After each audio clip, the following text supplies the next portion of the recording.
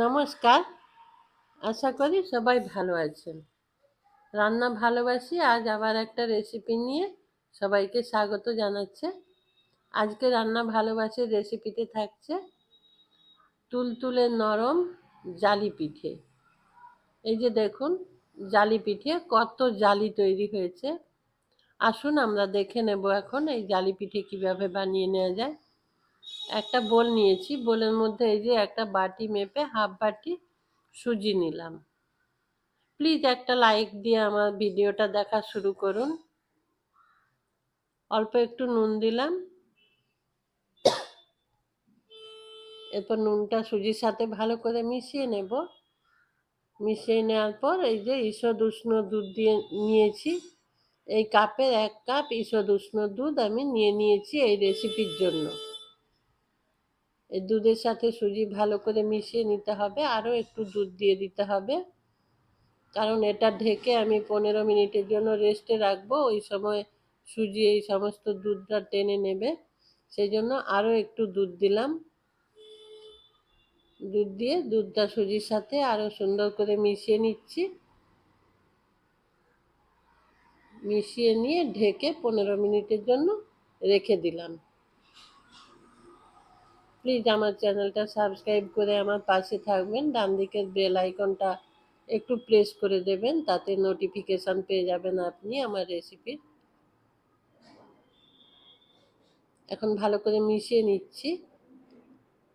মিশিয়ে নেওয়ার পর ঠিক যেই পরিমাণে আমি সুজি নিয়েছিলাম একই পরিমাণে ময়দা দিয়ে দিলাম এর মধ্যে।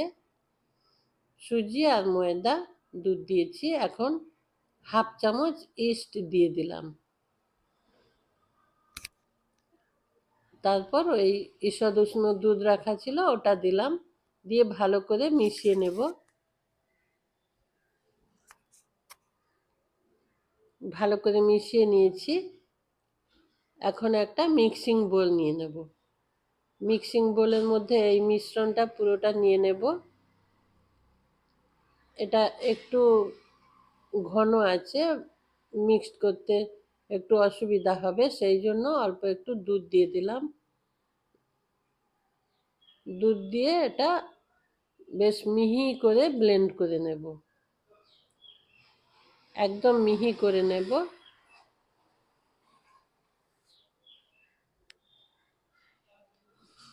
হয়ে গেছে, ওটা এখন একটা বোলের মধ্যে নিয়ে নেব। এটা খুব ঘন আছে, এর মধ্যে আবার দুধ দিতে হবে। দুধ দিয়ে ভালো করে মিশিয়ে নেব। আর এটা বেশ কিছু সময় ধরে ফেটাতে হবে, অন্তত পক্ষে 10 থেকে 15 মিনিট ভালো করে ফেটিয়ে নিতে হবে। ফেটিয়ে নেওয়া হয়ে গেলে তারপর একটু বেকিং সোডা, যেটাকে আমরা খাবার সোডা বলি, বেকিং পাউডার নয়, বেকিং সোডা, ওটা দিতে হবে। মিক্সির বাটি ধুয়ে একটু অল্প দুধ দিয়ে দিলাম। ওটা জল ছিল না, ওটা দুধ ছিল। আর কাপ থেকে অল্প অল্প করে সব দুধটাই দিয়ে দেব। আমার এই পরিমাণ সুজি ময়দার জন্য 1 কাপ দুধ লাগবে। এখন ওই বেকিং সোডাটা দিয়ে দিলাম, দিয়ে ভালো করে ফেটিয়ে নেব। এই বেকিং সোডা সবসময় শেষের দিকে দেবেন, প্রথম থেকে দেবেন না। বাকি দুধটা দিয়ে দিলাম, দিয়ে ভালো করে মিশিয়ে নিলাম। এটা আমি 15 মিনিট ধরে ফেটিয়েছি। যত ভালো করে ফেটানো হবে জালি পিঠার জালি তত সুন্দর হবে। এটা এখন রেডি হয়ে গেছে। এই যে এরকম হবে, খুব ঘন হবে না। এখন একটা ফ্রাই প্যান বসিয়ে ফ্রাই প্যান ভালো করে গরম করে তার মধ্যে ব্যাটার ওইভাবে গোল করে দিয়ে দেব। ফ্রাই প্যানের মধ্যে তেল দেওয়ার কোনো দরকার নেই, বা ফ্রাই প্যানটাকে ঘোরানোর কোনো দরকার নেই। হাতার সাহায্যেই এইভাবে গোল করে দিয়ে দিতে হবে। দেখুন এই যে কত সুন্দর জালি তৈরি হয়েছে, ছোট ছোট অজস্র জালি। এই পিঠার মধ্যে যত জালি তৈরি হবে পিঠা ততই ভালো হয়। এই পিঠা অন্য পিঠ সেঁকার কোনো দরকার নেই, এইভাবে এক পিঠ সেঁকে নিতে হয়। দিয়ে তুলে নিলাম। ধীরে ধীরে দুদিকটাই সুন্দরভাবে হয়ে যায়, কিন্তু উল্টো পিঠ উল্টে দেওয়ার কোনো দরকার নেই।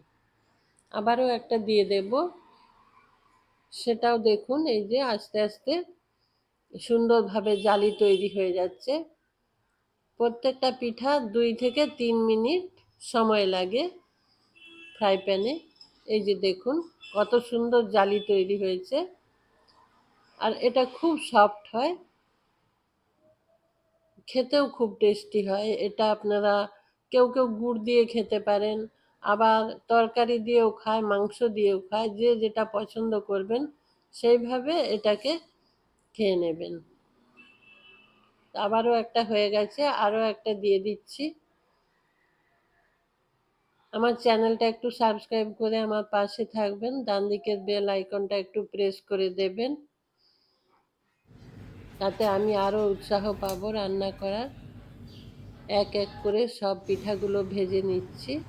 খুব সুন্দর হয়েছে, পেছনটা একটু কালো হয়ে যায়নি, আর সামনে অজস্র এই যে জালি হয়েছে, পেছনটা একদম সাদা ধবধবে, খুব সুন্দর দেখতে হয়েছে, আর খেতেও খুব টেস্টি হয়েছিল।